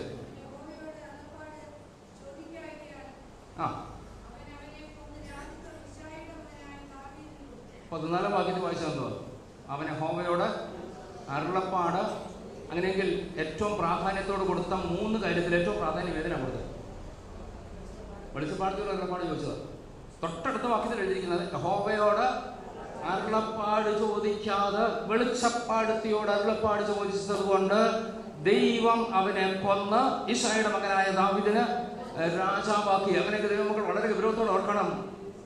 ദൈവം മിണ്ടുന്നില്ല എന്ന് കണ്ട് മറ്റെവിടെയെങ്കിലും പോയി ആരിൽ നിന്നെങ്കിലും ഏറ്റെടുത്താൽ ദൈവത്തിന് അതിഷ്ടമല്ല. ദൈവത്തോട് നീ അരുളപ്പാട് ചോദിക്കുക. Yes, hallelujah. വെളിച്ചപ്പാടത്തിയോട് അരുളപ്പാട് ചോദിച്ചതിന്റെ ഫലമാണ് ശൗലിന്റെ അന്ത്യമെങ്കിൽ ഇന്ന് പകൽ ദൈവമക്കളെ ഈ വചനത്തിൽ നിന്നോട് വിളിച്ചു പറയട്ടെ, എന്നോട് സംസാരിക്കുന്ന ഒരു ദൈവമുണ്ട്. എന്നെക്കുറിച്ച് അറിയുന്നൊരു ദൈവമുണ്ട്. എൻ്റെ ഭാവി നന്നായിട്ട് അറിയുന്നൊരു ദൈവമുണ്ട്. എൻ്റെ നാളുകൾ അറിയുന്നൊരു ദൈവമുണ്ട്. ആ നാളുകൾ എൻ്റെ ദൈവത്തിൻ്റെ കരങ്ങളിലാണ്. ആ ദൈവത്തോട് ചോദിക്കേണ്ടതിന് പകരം ഞാൻ അവിടെയും ഇവിടെയും പോയി മറ്റു പലരോട് പലതും ചോദിച്ചാൽ എനിക്ക് ദാരുണമായി ഈ ലോകത്തിൽ നിന്ന് മാറ്റപ്പെടേണ്ടി വരും. നമുക്ക് ദൈവത്തോട് പ്രാർത്ഥിക്കാൻ, കർത്താവേ ഇല്ല, ദൈവത്തോട് മാത്രം അരുളപ്പാട് ചോദിക്കാനുള്ള കൃപ തരണമേ. കൃപ, ദൈവകൃപ, ഹല്ലേലൂയ. അപ്പോൾ തന്നെ വീണ്ടും പറയുന്നു, ദൈവം സംസാരിക്കുന്നില്ലെങ്കിൽ കാരണം കൂടെ കണ്ടെത്തുക. അപ്പോൾ തന്നെ ഈ സമയത്തെല്ലാം ദാവീദിനോട് ദൈവം സംസാരിക്കുന്നുണ്ട്. ദൈവം മൗനമല്ല. വാക്യങ്ങൾ, ഒരു വാക്യം മാത്രം വേണം നമുക്കൊന്ന് വായിക്കാൻ വേഗത്തിൽ. 1 ശമൂവേൽ 23-ാം അധ്യായം 6-9 വാക്യങ്ങൾ വായിച്ചു.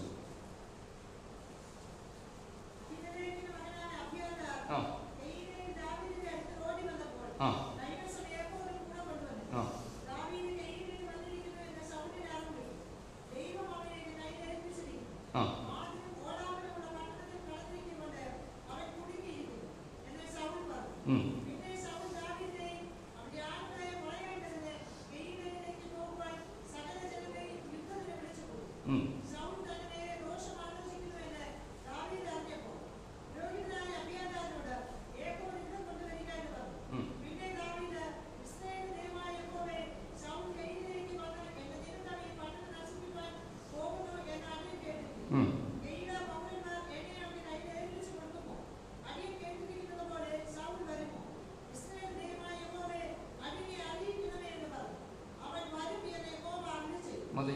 അങ്ങനെയെങ്കിൽ ദാവീദിനോട് ദൈവം സംസാരിച്ചു. ശൗല് വരുമോ പിടിക്കുമോ എന്ന് ദൈവത്തോട് ചോദിച്ചപ്പോൾ ദൈവം പറഞ്ഞു, അവൻ വരും, നീ ഓടി രക്ഷപ്പെട്ടോളാം പറഞ്ഞു. ഞാൻ പറഞ്ഞല്ലോ, ഈ സമയത്താണ് ശൗലിനോട് ദൈവം സംസാരിക്കാതിരിക്കുന്നത്. ശൗലിനോട് സംസാരിക്കാതിരുന്ന ദൈവം ആരോട് സംസാരിച്ചു? കാരണം അവനൊരു അഭിഷേകമുണ്ട്. ദൈവം വളരെ ഗൗരവത്തോടെ ഓർക്കണം. അഭിഷേകം നഷ്ടപ്പെടുത്തിയാൽ, അഭിഷേകം എന്ന അവകാശം ഞാൻ നഷ്ടപ്പെടുത്തിയാൽ ദൈവം എന്നോട് സംസാരിക്കത്തില്ല. ഞാൻ ആ ഭാഗം ആവർത്തിക്കുന്നു. പല ഭാഗത്ത് ദാവീദിനോട് ദൈവം സംസാരിച്ചിട്ടുണ്ട്. ഈ കാലഘട്ടത്തിലെല്ലാം, മൂടി നടക്കുന്ന കാലഘട്ടങ്ങളിലെല്ലാം ദൈവം ദാവീദിനോട് സംസാരിക്കുന്നു. കാരണം ദൈവവുമായിട്ടുള്ള ബന്ധം സൂക്ഷിക്കുന്നുണ്ട്. അഭിഷേകം, അവകാശത്തിൻ്റെ ആ പ്രഭുവായി അഭിഷേകം ചെയ്തപ്പോൾ ആ അഭിഷേകത്തെ ദാവീദ് നിലനിർത്തി, ശൗൽ നഷ്ടമാക്കി. വീണ്ടും ഞാൻ ആ ഭാഗത്തേക്ക് ഒന്നുകൂടെ കടന്നു വന്നോട്ട്. ശൗല് കാണിച്ച അബദ്ധം ദൈവമക്കളെ നമുക്കുണ്ടാകരുത്. ദൈവം സംസാരിച്ചില്ലെങ്കിൽ കാരണം കണ്ടെത്തുക, പകരം മറ്റെവിടെയെങ്കിലും പോയി ദൈവശബ്ദമെന്ന് കേട്ട് വേണ്ടാത്തത് കേൾക്കാൻ ഇടയാകരുത്. അത് വളരെ വിനാശത്തിന് പിന്നീട് കാരണമാകുമെന്നുള്ളത് മറക്കരുത്. വചനം വ്യക്തമായി നമ്മളെ അത് ഓർപ്പിച്ചതുകൊണ്ട് നമുക്ക് ആ കാര്യത്തിൽ ദൈവത്തോടൊന്ന് ഏറ്റുപറഞ്ഞ് ദൈവസന്നിധി നമ്മെ തന്നെ സമർപ്പിച്ചു കൊടുക്കുക. ഇനിയും ഈ അവകാശത്തിലേക്ക് വരാൻ ഞാൻ ചെയ്യേണ്ട കാര്യം, സങ്കീർത്തനത്തിൽ മടങ്ങി വന്നിട്ട് 79-ാം സങ്കീർത്തനത്തിന്റെ 8-9 വാക്യങ്ങളോട് വായിച്ചു.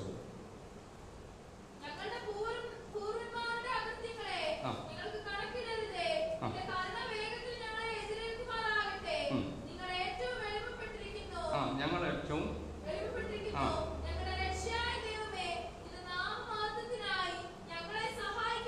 മതി. ആ ഭാഗത്ത് വായിക്കുമ്പോൾ അവകാശം നഷ്ടമാക്കിയ ജനം ദൈവത്തോട് പ്രാർത്ഥിക്കുകയാണ്, കർത്താവെ അവകാശം മടക്കി തരണമേ എന്ന് പ്രാർത്ഥിക്കുമ്പോൾ, അവകാശം മടക്കി തരണമേ എന്നല്ല അവർ പറയുന്നത്, കർത്താവെ ഞങ്ങൾ അങ്ങയുടെ സന്നിധിയിൽ ഏറ്റവും എളിമപ്പെട്ടു, ഞങ്ങളോട് ക്ഷമിക്കണമേ, ഞങ്ങളുടെ പൂർവ്വന്മാർ അകൃത്യം കാണിച്ചു കർത്താവെ, ഞങ്ങളും തെറ്റുകാരെ ഞങ്ങളോട് ക്ഷമിക്കണമേ എന്ന് പറഞ്ഞ് ദൈവസന്നിധിയിൽ താണ് പ്രാർത്ഥിക്കാൻ തയ്യാറായപ്പോൾ ദൈവം അവരുടെ പാപം ക്ഷമിച്ചു. അവകാശം മടക്കി കിട്ടിയത് അപ്പോഴാണ്.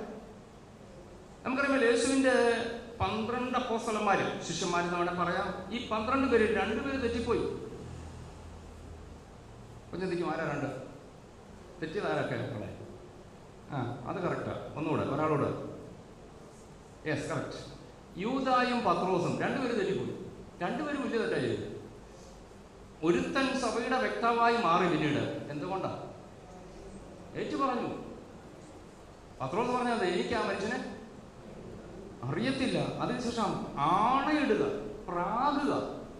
ഒന്ന് ഓർത്ത് നോക്കണം, എന്ത് വലിയ തെറ്റാ യൂദ ചെയ്തത് പോലും. ചുമ്മിച്ചതല്ല, കാണിച്ചു കൊടുക്കുന്നത്. തെറ്റ് കൂടുതൽ ആരുടെയാ? ഏറ്റവും വലിയ തെറ്റാരുടെ? പ്രാകുക എന്നൊക്കെ പറഞ്ഞാൽ ഓർത്തോണം. ശപിക്കൂ ഒരു മനുഷ്യൻ. ആരെയാ ശപിക്കുന്നത്? 3.5 വർഷം കൂടെ നടന്ന് അത്ഭുതം പ്രവർത്തിച്ച യേശുവിനെ ജീവൻ പോകുമെന്ന് കണ്ടപ്പോൾ എനിക്കറിയത്തേയില്ല, എന്തിൻ്റെയൊക്കെയോ പേര് പറഞ്ഞുകൊണ്ട് ആണയിടുന്നു, പ്രാകുന്നു. പക്ഷെങ്കിൽ യേശുവിൻ്റെ ഒരു നോട്ടം, നമ്മളെ ഭാഗം ലൂക്കോസ് സുവിശേഷ ഭാഗം എഴുതിയിട്ടുണ്ട്. യേശു തിരിഞ്ഞവനെ നോക്കി.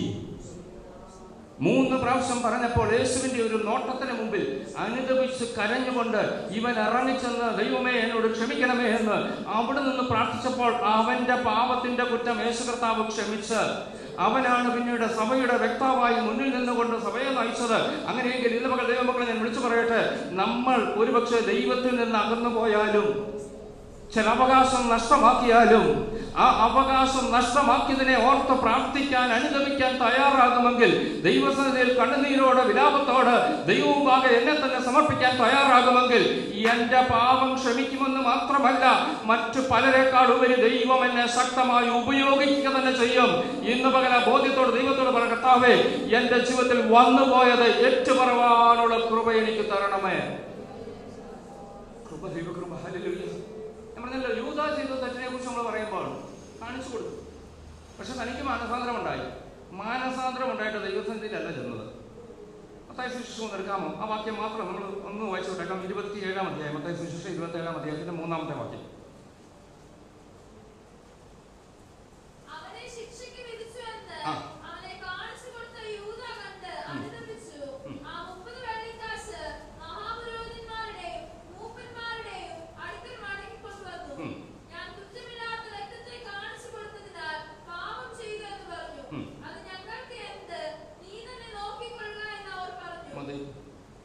യൂദാ ചെയ്ത തെറ്റ് അല്ലെങ്കിൽ യൂദായുടെ പശ്ചാത്താപം ആരുടെ എടുക്കല? മഹാപുരോഹിതന്റെ. പത്രോസിന്റെ പശ്ചാത്താപം യേശുവിന്റെ എടുക്കല. മഹാപുരോഹിതന്റെ എടുക്കുന്ന പറഞ്ഞ അബദ്ധം പറ്റി, സോറി, ആ പൈസ ഞാൻ തിരിച്ചു പിടിച്ചു, എനിക്ക് ആ പൈസ വേണ്ട. അവർ പറഞ്ഞു ഇനിയിപ്പോൾ ഞങ്ങളുടെ വേണം, യേശുവിനെ ഞങ്ങൾ ഉടനെ ശിക്ഷിച്ചു കഴിഞ്ഞു, ക്രൂശിക്കാൻ പോവുക, ഇനിയിപ്പോൾ ഞങ്ങൾക്ക് അതിനകത്ത് നിന്റെ കാര്യം നീ നോക്ക. ഈ വാക്ക് കേട്ട് പോയവനാണ് കെട്ടിഞ്ഞവന് ചത്തത്. അന്നോർത്ത് നോക്കണം, യൂദാ എവിടെ ചെല്ലണമായിരുന്നു? യേശുവിൻ്റെ അടുത്ത് ചെല്ലണം. അവിടെ എവിടെയും നടന്ന് മറ്റെന്തെങ്കിലും ഉപശാന്തി ചെയ്താൽ ദൈവമക്കളെ അവകാശം തിരികെ ലഭ്യമാകത്തില്ല, നഷ്ടപ്പെടാൻ സാധ്യതയുണ്ട്. ദൈവസന്നിധിയിലേക്ക് തന്നെ അടുത്തു വരിക. നമുക്ക് ദൈവത്തോട് പറയാം, കർത്താവേ എൻ്റെ അവകാശം നഷ്ടപ്പെട്ടിട്ടുണ്ടെങ്കിൽ, ശത്രു അതിനെ അവകാശമാക്കിയിട്ടുണ്ടെങ്കിൽ, എനിക്ക് അവകാശം മടക്കി കിട്ടുവാൻ അങ്ങയുടെ സന്നിധിയിൽ വരാൻ എനിക്ക് കൃപ തരണമേ. ദൈവത്തോടൊന്ന് പ്രാർത്ഥിക്കും. യേശുവേ, ഒരു നിമിഷം ദൈവമക്കളെ ഒന്ന് പ്രാർത്ഥിക്കാൻ പറ്റുമോ? ഒരുപക്ഷെ ഇത്തരം പ്രസംഗങ്ങൾ അല്ല ഞായറാഴ്ച ആരാധനയിൽ ദൈവജനം പ്രതീക്ഷിക്കുന്നതെന്ന് എനിക്കറിയാം. പക്ഷേ ദൈവത്തിൻ്റെ ആത്മാവ് തരുന്ന ദൂതയെ എനിക്ക് പറയാൻ കഴിയത്തുള്ളൂ. എനിക്ക് ദൈവത്തോട് വിശ്വസ്തനായിട്ടിരിക്കണമെന്ന് ആഗ്രഹമുണ്ട്. ഒരു നിമിഷം ദൈവമക്കളെ എനിക്കറിഞ്ഞുകൂടെ, ദൈവാത്മാവ് ശക്തമായി ഇത് പറയുന്നു. യൂദായെ പോലെ എവിടെയെങ്കിലും ചെന്ന് പറഞ്ഞിട്ട് കാര്യമില്ല. ആ പത്രോസിനെ പോലെ യേശുവിൻ്റെ പാദപീഠത്തിൽ ചെന്ന് പറയാമോ? കൃപ, ദൈവകൃപ. ഹല്ലേലൂയ. എനിക്ക് ചില അവകാശം തന്നിട്ടുണ്ട്. എൻ്റെ അവകാശങ്ങൾ പലതും ശത്രു അപഹരിച്ചു പോകുമ്പോൾ, കർത്താവേ, ഞാൻ അപഹാരിതനായിട്ട് അല്ലെങ്കിൽ ചില നഷ്ടം വന്നവനായിട്ട് നിത്യത പോലും നഷ്ടപ്പെട്ട യൂദായെ പോലാകാതിരിക്കാൻ, കർത്താവേ, അവകാശം നഷ്ടപ്പെടുമ്പോൾ, എൻ്റെ പ്രാണനാഥനെ തള്ളിപ്പറയുമ്പോൾ, അറിയത്തില്ലെന്ന് പറയുമ്പോൾ, എൻ്റെ സ്വാർത്ഥ ലാഭത്തിന് വേണ്ടി, നേട്ടത്തിന് വേണ്ടി എൻ്റെ യേശുവിനെ ഞാൻ തള്ളിപ്പറയുമ്പോൾ, കർത്താവേ എന്നോട് ക്ഷമിക്കണമേ എന്ന് ഇന്ന് യേശുവിൻ്റെ കാൽക്കൽ ഒന്ന് പ്രാർത്ഥിക്കാൻ എത്ര പേർ തയ്യാറാകും? അല്പസമയം ഒന്ന് ഫോക്കസ് ചെയ്ത്. നമ്മൾ ആരും പൂർണ്ണരല്ല. എന്തൊക്കെയോ മനുഷ്യനാണോ ബലഹീനതയുണ്ട്. പ്രസംഗിച്ചുകൊണ്ട് നിൽക്കുന്ന ഞാനും കേട്ടുകൊണ്ടിരിക്കുന്ന നിങ്ങളും നമ്മൾ ആരും പൂർണ്ണരല്ല. നമ്മുടെയൊക്കെ ജീവിതത്തിൽ കുറവുകളുണ്ട്. ഒരു നിമിഷം ദൈവത്തോടൊന്ന് പ്രാർത്ഥിക്കാമോ? കർത്താവേ, എൻ്റെ കുറവുകൾ എന്നോടൊന്ന് ക്ഷമിക്കണം കർത്താവേ. എന്തൊക്കെയോ അവകാശം നഷ്ടമാക്കിയിട്ടുണ്ട് കർത്താവേ. അവനെ കൈക്കൊണ്ട് അവൻ്റെ നാമത്തിൽ വിശ്വസിക്കുന്ന ഏവർക്കും ദൈവമക്കളാകാനുള്ള അവകാശം കർത്താവ് എനിക്ക് തന്നിട്ടുണ്ട്. ഞാനൊരു ദൈവ മകനാണ്, മകളാണ്. അവകാശം എനിക്കുണ്ട്. എന്നാൽ എവിടെയൊക്കെയോ ഞാൻ അവകാശം നഷ്ടമാക്കിയിട്ടുണ്ട്. എന്നോട് ക്ഷമിക്കണമേ. ഇന്ന് പകൽ ദൈവമക്കളെ ആത്മാർത്ഥമായ ഹൃദയത്തിൻ്റെ ആഴത്തിൽ നിന്ന് ഒരു യേശുവേ എന്ന് വിളിച്ചുകൊണ്ട്, കർത്താവേ, എൻ്റെ പാപം, എൻ്റെ കുറവുകൾ എന്നോട് ക്ഷമിക്കണമേ എന്ന് ഇന്ന് പകൽ ഈ ആരാധന മധ്യത്തിൽ എത്ര പേർ പ്രാർത്ഥിക്കാൻ തയ്യാറാകും? വാസ്തവമായിട്ട് വചനത്തിന്റെ അടുത്തുള്ളവരോട് ഞാൻ വിളിച്ചു പറയട്ടെ, അവരെ രക്ഷിപ്പാൻ എൻ്റെ കർത്താവ് ഇന്ന് പകൽ ഇതിന്റെ നടുവിൽ കടന്നു വന്നിട്ടുണ്ട്. കൃപ, ദൈവകൃപ. Hallelujah, hallelujah. യൂദായെ പോലെ എവിടെയെങ്കിലും ചെന്ന് ഏറ്റുപറച്ചിൽ നടത്തിയിട്ട് കാര്യമില്ല. നമുക്ക് ഏറ്റുപറയേണ്ടത് കർത്താവിനോട്. അവന്റെ പുത്രനായ യേശുവിന്റെ രക്തം സകല പാപവും പോക്കി നമ്മെ ശുദ്ധീകരിക്കുമെങ്കിൽ ആ യേശുവിന്റെ മുമ്പിൽ ചെന്ന് എന്റെ കുറ്റമൊന്ന് ഏറ്റുപറഞ്ഞ് ഞാൻ ഏതൊക്കെയോ അവകാശം നഷ്ടമാക്കിയിട്ടുണ്ട് കർത്താവേ, ദൈവവൈതലാകാനുള്ള അവകാശം, ആ അവകാശത്തെ ഞാൻ നഷ്ടമാക്കിയിട്ടുണ്ടെങ്കിൽ എന്നോട് ക്ഷമിക്കണമേ. നമുക്ക് ദൈവത്തോടൊന്ന് പ്രാർത്ഥിക്കാം. തീർച്ചയായിട്ടും ഈ സന്ദേശം അതിനൊരു മുഖാന്തരമാകട്ടെ ഞാൻ പ്രാർത്ഥിക്കുന്നു. അടുത്തൊരു ഭാഗം പറഞ്ഞ എൻ്റെ വാക്കുപെട്ടെന്ന് അവസാനിപ്പിക്കുകയാണ്. ദൈവമക്കൾക്ക് ദൈവം തന്ന അവകാശം. ഞാൻ പറഞ്ഞല്ലോ, പല അവകാശങ്ങളെക്കുറിച്ച് നമ്മൾ പറഞ്ഞു. അടുത്തൊരു ഭാഗം പറഞ്ഞ വേഗം അവസാനിപ്പിക്കാൻ ആഗ്രഹിക്കുന്നു. കൊലോസ്യ ലേഖനം 1-ാം അധ്യായത്തിന്റെ 12-ാം വാക്യം വായിച്ചോളൂ. ദൈവമക്കൾക്ക് ദൈവം തന്ന പുതിയ നിയമ അവകാശങ്ങളെ കുറിച്ച് മാത്രം പറഞ്ഞ് അവസാനിപ്പിക്കാം.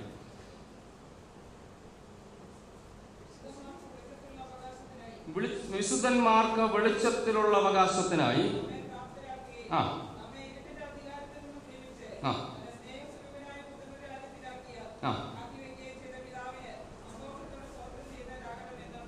മതി. അവിടെ വാക്യം നമ്മൾ ശ്രദ്ധിച്ചല്ലോ.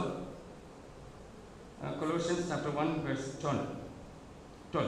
വിശുദ്ധന്മാർക്ക്, ഒന്നുകൂടെ മലയാളത്തിൽ വായിച്ചോളൂ ആദ്യം. വിശുദ്ധന്മാർക്ക്, എല്ലാവരും ശ്രദ്ധിക്കണം, വിശുദ്ധന്മാർക്ക് വെളിച്ചത്തിലുള്ള, അങ്ങനെയെങ്കിൽ വിശുദ്ധന്മാർക്ക് എന്തുണ്ട്? വെളിച്ചത്തിൽ ചില അവകാശമുണ്ട്. വെളിച്ചമാരാ? എൻ്റെ യേശുവാ. യേശുവിൽ എനിക്ക് അവകാശമുണ്ട്. ഇനി അല്പം കൂടെ നമ്മൾ ഭാവിപരമായി ചിന്തിച്ചാൽ, പുതുവാന ഭൂമിയിൽ ഇരുട്ടില്ല. വെളിപ്പാട് പുസ്തകം 21-22 അധ്യായങ്ങളൊക്കെ വായിച്ചു വരുമ്പോൾ അവിടെ സൂര്യൻ പ്രകാശിക്കുന്നത് കൊണ്ട്, കുഞ്ഞാട് പ്രകാശിക്കുന്നത് കൊണ്ട് സൂര്യന്റെ പ്രകാശം ആവശ്യമില്ല. കുഞ്ഞാട് ഉള്ളത് കൊണ്ട് പകൽ സൂര്യന്റെ പ്രകാശത്തെ കവിയുന്നൊരു പ്രകാശം അവിടെ ഉള്ളത് കൊണ്ട് സൂര്യനുണ്ടോ? ഉണ്ട്. പക്ഷെങ്കിൽ ആ പ്രകാശം എനിക്കൊരു വിഷയമല്ല. രാത്രിയിൽ ഈ കുഞ്ഞാട് പ്രകാശിക്കുന്നത് കൊണ്ട് ചന്ദ്രന്റെ പ്രകാശമോ അഥവാ ചന്ദ്രൻ ഇല്ലാത്തപ്പോഴത്തെ ഇരുട്ടോ എനിക്ക് വിഷയമല്ല. അവിടെ പ്രത്യേകം പറയുന്നുണ്ട്, അവിടെ രാത്രി ഇല്ലല്ലോ. അങ്ങനെയെങ്കിൽ ദൈവമക്കൾക്ക് വേണ്ടി വെളിച്ചത്തിലുള്ള അവകാശം ദൈവം ഒരുക്കിയിരിക്കുന്ന ഇവിടെ നിത്യതയിൽ വെളിച്ചത്തിലുള്ള അവകാശം ദൈവം ഒരുക്കിയിട്ടുണ്ട്. നിത്യതയിൽ മാത്രമല്ല, പ്രസന്റ് വേൾഡിൽ, ഇന്ന് നമ്മൾ പാർക്കുന്ന ഈ ഭൂമിയിലും ദൈവം എനിക്ക് വെളിച്ചത്തിലുള്ള അവകാശം തന്നിട്ടുണ്ട്. വായിച്ചോളൂ. വെളിച്ചത്തിലുള്ള അവകാശത്തിനായി. അങ്ങനെയെങ്കിൽ ദൈവം എന്നെ പ്രാപ്തനാക്കി. ഏത് അവകാശം? വെളിച്ചത്തിന്റെ അവകാശം. യേശുവിന്റെ അവകാശത്തിന് വേണ്ടി കർത്താവ് എന്നെ വിളിച്ചു.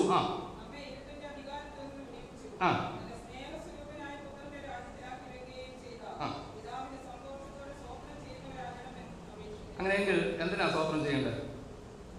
കർത്താവേ, വെളിച്ചത്തിന്റെ അവകാശം എനിക്ക് തന്നു, ഇരുട്ടിൽ നിന്ന് തന്നെ വിടുവിച്ചു. ആ പിതാവിന് സന്തോഷത്തോടെ സ്തോത്രം ചെയ്യണം. യേശു എൻ്റെ അവകാശമാണ്, വെളിച്ചം എൻ്റെ അവകാശമാണ്. ഇരുളിന് എൻ്റെ മേൽ അധികാരമില്ല. ഇരുട്ടിൽ നിന്ന് എൻ്റെ കർത്താവ് എന്നെ വിടുവിച്ചു. സ്നേഹസ്വരൂപനായ പുത്രന്റെ രാജ്യത്തിൽ വെളിച്ചം മാത്രമേ ഉള്ളൂ, അവിടെ ഇരുട്ടില്ല. അങ്ങനെയെങ്കിൽ ഞാൻ പറഞ്ഞോട്ടെ, ഭാവികാല നിത്യതയിൽ മാത്രമല്ല, ഇന്നും പറയണം, എൻ്റെ ജീവിതത്തിൽ ഇരുട്ടിന് അവകാശമില്ല. Yes, hallelujah. ദൈവം എന്നെ വിളിച്ചത് വെളിച്ചത്തിലുള്ള അവകാശത്തിനായിട്ട് വിളിച്ചെങ്കിൽ, കർത്താവേ, എൻ്റെ ജീവിതത്തിന്റെ 24 മണിക്കൂറും ഇരുളിന്റെ ശക്തികൾക്ക് എൻ്റെ മേൽ അധികാരം നടത്താനുള്ള അവകാശമില്ല. പകരം വെളിച്ചത്തിന്റെ അവകാശത്തിനായിട്ട് എന്നെ വിളിച്ചപ്പോൾ എന്നിൽ വെളിച്ചം മാത്രമേ ഉള്ളൂ. കൃപ, ദൈവ കൃപ. നമ്മളെപ്പോഴും ഓർക്കണം, ഇരുട്ട് എനിക്കില്ല. പലപ്പോഴും ഇതേക്കുറിച്ചൊക്കെ പറയുമ്പോൾ ഞാൻ പറഞ്ഞല്ലോ, ഭാവികാല നിത്യത മാത്രമാണ് നമ്മുടെ മനസ്സിൽ വരുന്നത്. ഞാൻ ചോദിച്ചോട്ടെ, പ്രസന്റ് വേൾഡിൽ ഇങ്ങനെ ജീവിക്കാൻ കഴിയുന്നതിൽ പിന്നെ എന്താ അർത്ഥം? ഭാവിയിൽ എനിക്ക് നല്ല കാലം ഉണ്ടാകും. ഇന്നെന്താ ഉണ്ടാകാത്തത്? ദൈവം വിളിച്ചത് എന്താ? ഇന്ന് നീ അത് അനുഭവിക്കാനില്ലേ? ഭാവിയല്ല വലുത്. ഭാവി വലുതല്ലെന്നല്ല ഞാൻ പറയുന്നത്. ഇന്നും എനിക്കിത് അനുഭവിക്കാൻ ദൈവം അവകാശം തന്നിട്ടുണ്ടല്ലോ. വെളിച്ചത്തിലുള്ള അവകാശത്തിനായി എന്നെ വിളിച്ചൊരു ദൈവമുണ്ട്. ഇരുളിന്റെ അധികാരത്തിൽ നിന്ന് വിളിച്ചൊരു ദൈവമുണ്ട്. ഇന്ന് പകൽ ഞാൻ ആവർത്തിക്കുന്നു, ദൈവമക്കളെ, ഇരിപ്പിലൊന്ന് സ്തോത്രം ചെയ്യാമോ? സ്നേഹസ്വരൂപനായ ആ പിതാവിന് ഇരുട്ടിൽ നിന്ന് എന്നെ വിളിച്ച് വേർതിരിച്ച ആ പിതാവായ ദൈവത്തിന് സ്തോത്രം ചെയ്തുകൊണ്ട് പറ, കർത്താവേ, എന്നെ ഇരുട്ടിൽ നിന്ന് വിടുവിച്ചതിനായി സ്തോത്രം. ഓ ഹല്ലേലൂയ. അന്ധകാരം ഭൂമിയെ മൂടുമ്പോൾ എനിക്ക് വേണ്ടി ഉദിക്കുന്ന പ്രകാശം കർത്താവേ, ചുറ്റുമുള്ളവർ നിരാശയുടെ ഇരുട്ടിലേക്ക് ആഴ്ന്നു പോകുമ്പോൾ, ഭയത്തിന്റെ ഇരുട്ടിലേക്ക് പോകുമ്പോൾ, അസ്വസ്ഥതയുടെ ഇരുട്ടിലേക്ക് പോകുമ്പോൾ, കർത്താവേ, വേണ്ടാത്ത പലതിന്റെയും ഇരുട്ടിലേക്ക് പലരും വീണു പോകുമ്പോൾ എനിക്ക് തന്ന പ്രകാശത്തിനായി, വെളിച്ചത്തിനായി ഞാൻ അങ്ങേക്ക് നന്ദി പറയുന്നു. ഇന്ന് പകൽ കരങ്ങൾ ഉയർത്തി ഒരു നിമിഷം ദൈവമക്കൾ ഒരുമിച്ച് ദൈവത്തിനൊന്ന് സ്തോത്രം ചെയ്യാൻ പറ്റുമോ? എന്നെ വെളിച്ചത്തിന്റെ രാജ്യത്തിലാക്കിയ പിതാവിന് ഞാൻ നന്ദിയോടെ സ്തോത്രം ചെയ്യുന്നു. കൃപ, ദൈവകൃപ, ഹല്ലേലൂയ.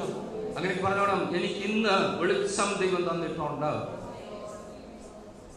ഞാൻ അവിടെ നിർത്തട്ടെ. പത്രോസിന്റെ ലേഖനത്തിൽ വന്നട്ടെ. 1 പത്രോസ് 1-ാം അധ്യായത്തിന്റെ 4-5 വാക്യങ്ങൾ മതിയാകും. എല്ലാ വാക്യം കൂടെ വായിക്കണമെന്നില്ല, തൽക്കാലം അവിടെ വായിച്ചോളൂ.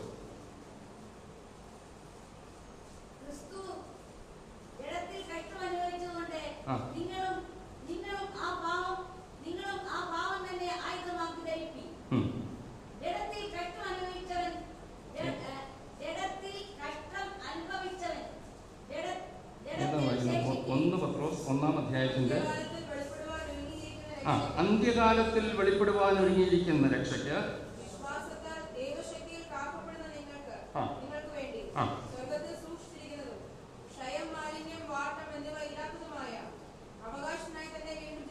അങ്ങനെയെങ്കിൽ ദൈവങ്ങളുടെ അവകാശം എന്തുവാ? അവിടെ എഴുതിക്കാണ് ക്ഷയം, മാലിന്യം, വാട്ടം എന്നിവയില്ലാത്ത അവകാശത്തിനായി ദൈവനെ വീണ്ടും ജനിപ്പിച്ചു. ദൈവം തന്ന അവകാശം ക്ഷയിക്കുന്നതല്ല, വാടുന്നതല്ല, മാലിന്യം സംഭവിക്കുന്നതല്ല. ദൈവം എനിക്ക് വേണ്ടി ഒരുക്കിയിരിക്കുന്ന ഒരു അവകാശത്തിനായി എന്നെ വീണ്ടും ജനിപ്പിച്ചപ്പോൾ ഞാൻ പറയണം, ഇല്ല പിശാചേ, നിന്റെ അവകാശം എനിക്ക് വേണ്ട, നീ എൻ്റെ മേൽ അവകാശം പെടാൻ പാടില്ല. എന്നെ വിളിച്ചത് അന്ത്യകാലത്തൊരുങ്ങിയിരിക്കുന്ന രക്ഷയ്ക്കായി എന്നെ വിശ്വാസത്താൽ ദൈവശക്തിയിൽ കാക്കുന്നു. സ്വർഗത്തിൽ സൂക്ഷിച്ചിരിക്കുന്ന ക്ഷയം, മാലിന്യം, വാട്ടം ഇവയില്ലാത്ത അവകാശം എനിക്ക് സ്വർഗത്തിലുണ്ട്. കൃപ, ദൈവകൃപ. ഇന്ന് പകൽ ദൈവമക്കൾ വിളിച്ചു പറയണം, എനിക്ക് സ്വർഗത്തിൽ അവകാശമുണ്ട്. അതിനുവേണ്ടി എന്നെ വിളിച്ചത്. ഈ ഭൂമി ജീവിക്കുമ്പോൾ വെളിച്ചത്തിൽ ജീവിക്കാനുള്ള അവകാശം കർത്താവ് എനിക്ക് തന്നിട്ടുണ്ട്. നിത്യതയിലെത്തുമ്പോൾ ക്ഷയിക്കാത്ത, മലിനപ്പെടാത്ത, വാടിപ്പോകാത്ത ആ അവകാശം എൻ്റെ കർത്താവ് എനിക്ക് വേണ്ടി ഒരുക്കിയിട്ടുണ്ട്. നിത്യതയിൽ എനിക്കത് അവകാശം പ്രാപിക്കും. അതിനുവേണ്ടി ഞാൻ പോരാടും.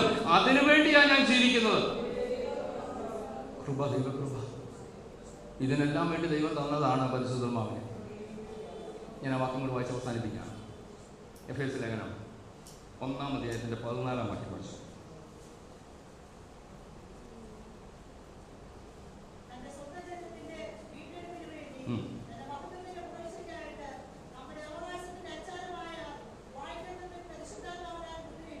മതി.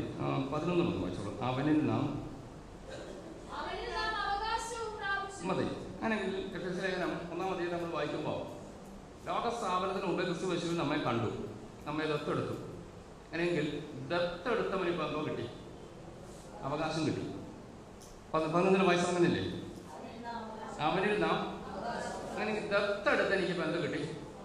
അവകാശം കിട്ടി. അവകാശം ഉണ്ടെന്നുള്ളതിന് തെളിവെന്തോ? 14-ാം വാക്യം 3 വായിച്ചു.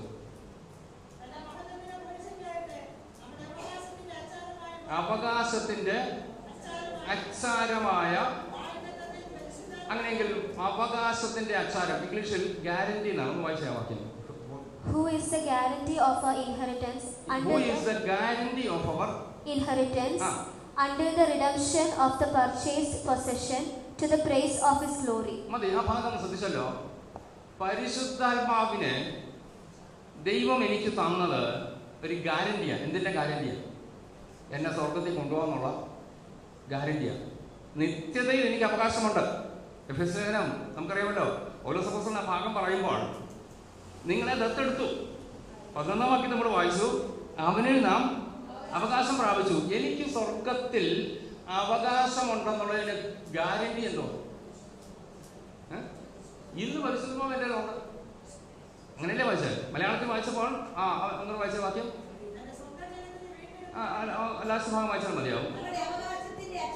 അവകാശത്തിന്റെ അച്ചാരമായി. ഇംഗ്ലീഷിൽ വായിച്ചത് അവകാശത്തിന്റെ ഗ്യാരണ്ടിയായ പരിശുദ്ധാത്മാവിനെ എനിക്ക് തന്നു. അങ്ങനെയെങ്കിൽ എൻ്റെ ഉള്ളിൽ പരിശുദ്ധാത്മാവ് ഉണ്ടെങ്കിൽ ഒരു ഗ്യാരണ്ടി എനിക്കുണ്ടെന്ന് വാ. എനിക്ക് സ്വർഗം അവകാശം. അതിൻ്റെ കുഴപ്പം കൂടെ പറഞ്ഞോട്ടെ. ഈ പരിശുദ്ധമാകെ നഷ്ടപ്പെടുത്തിയാലോ? No guarantee. ശൗല് എന്തുകൊണ്ട് നഷ്ടപ്പെട്ടു? ഗ്യാരണ്ടി ഇല്ലാതായി, പരിശുദ്ധാത്മാവില്ലാതായി. ദാവീദ് എന്തുകൊണ്ട് രക്ഷപ്പെട്ടു? ആ പരിശുദ്ധാത്മാവിനകത്ത് തന്നെ നിന്നു. എൻ്റെ ഉള്ളിൽ ദൈവം പരിശുദ്ധാത്മാവിനെ, വാഗ്ദത്തത്തിൻ്റെ ഗ്യാരണ്ടിയായ പരിശുദ്ധാത്മാവിനെ ദൈവം എൻ്റെ ഉള്ളിൽ തന്നു. ഇന്ന് പകൽ ദൈവമക്കളുടെ ധൈര്യത്തോട് പറ, തൻ്റെ മഹത്വത്തിൻ്റെ പുകഴ്ചയ്ക്കായിട്ട് നമ്മുടെ അവകാശത്തിൻ്റെ ഗ്യാരണ്ടിയായ വാഗ്ദത്തത്തിൻ പരിശുദ്ധാത്മാവിനാൽ എന്നെ മുദ്രയിട്ടിരിക്കും. ഞാൻ എൻ്റെ വാക്കോട് അവസാനിപ്പിക്കാം. നമുക്ക് ദൈവത്തോടൊന്ന് പ്രാർത്ഥിക്കാം. കർത്താവേ, നിത്യതയിൽ പുത്രൻ എന്തൊക്കെ അവകാശമുണ്ടോ ആ അവകാശമൊക്കെ ദത്തുമക്കളായ ഞങ്ങൾക്കും തന്നു. ഏകജാതനായ പുത്രൻ, വീണ്ടും പൗലോസപ്പോസ്തലനെ കുറിച്ച് പറയുമ്പോൾ അനേക പുത്രന്മാരുടെ കൂട്ടത്തിൽ സഹോദരനാകേണ്ടതിന്, മറ്റൊരു പുത്രനും പുത്രിയുമാകേണ്ടതിന്, അങ്ങനെയെങ്കിൽ പിതാവിൻ്റെ ഏകജാതനായ പുത്രന് കിട്ടുന്ന അവകാശങ്ങൾ ദത്തെടുത്ത നമുക്കും തന്നിട്ടുണ്ട്. അതിൻ്റെ ഉറപ്പാണ് പരിശുദ്ധാത്മാവിനെ എൻ്റെ ഉള്ളിൽ തന്നത്.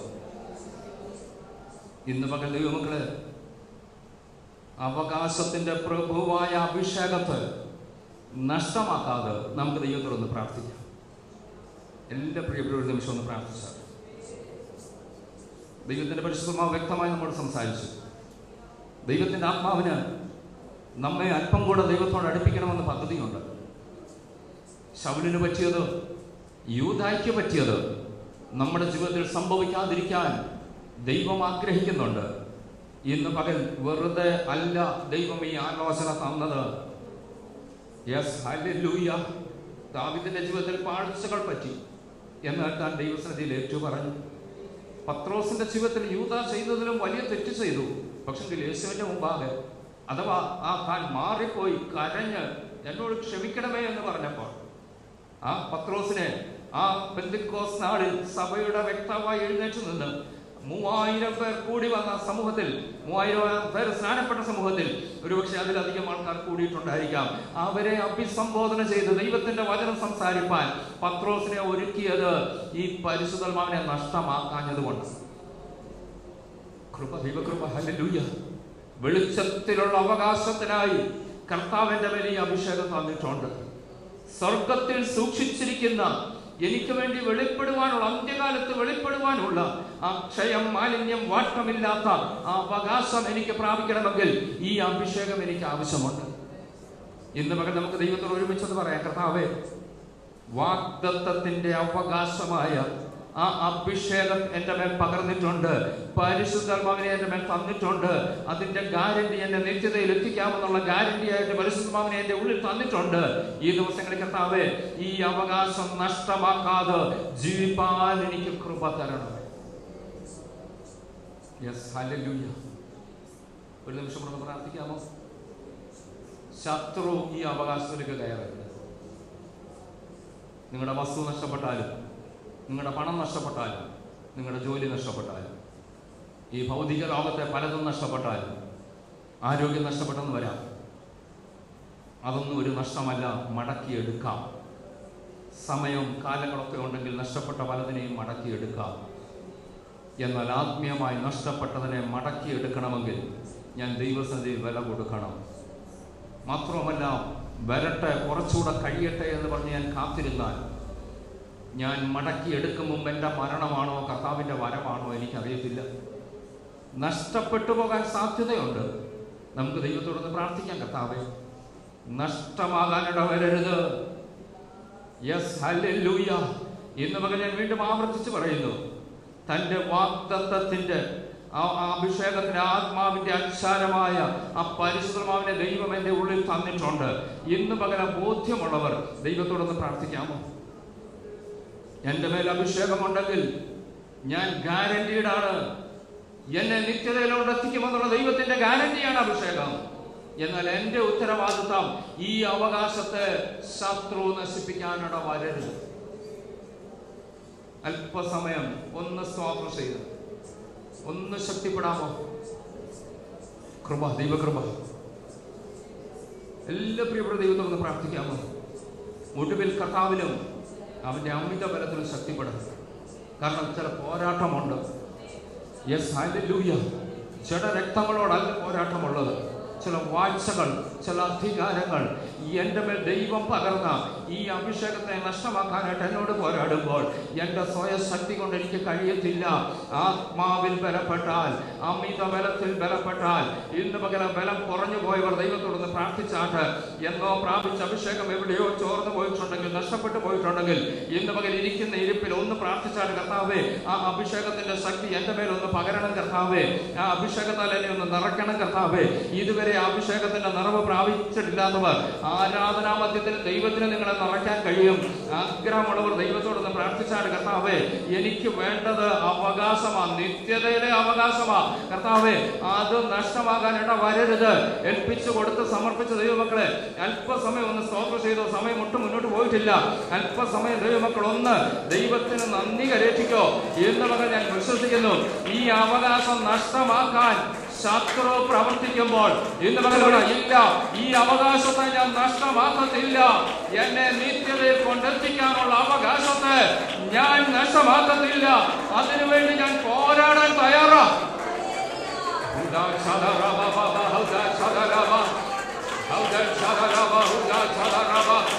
യേശുവിന്റെ നാമത്തിൽ, അധികാരമുള്ള നാമത്തിൽ ഈ പറഞ്ഞത് ജയമെടുക്കുന്നു. ദൈവകൃപ വ്യാപരിക്കുന്നു, ദൈവശക്തി വ്യാപരിക്കുന്നു.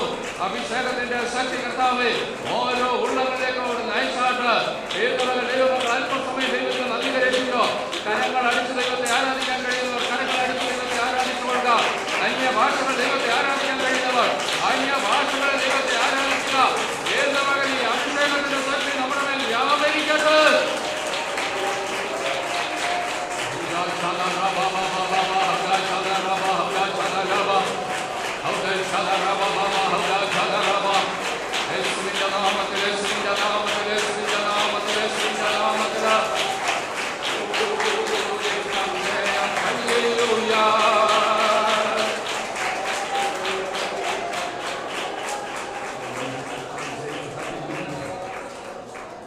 ഒരു നിമിഷം ഒന്ന് എഴുന്നേറ്റ് നിൽക്കാമോ? ശാരീരിക ബുദ്ധിമുട്ടുള്ളവർക്ക് നിങ്ങളുടെ ഇരിപ്പിടങ്ങളിലിരിക്കാം. അല്ലാത്ത പ്രിയപ്രദമായ എഴുന്നേറ്റ് നിൽക്കാം.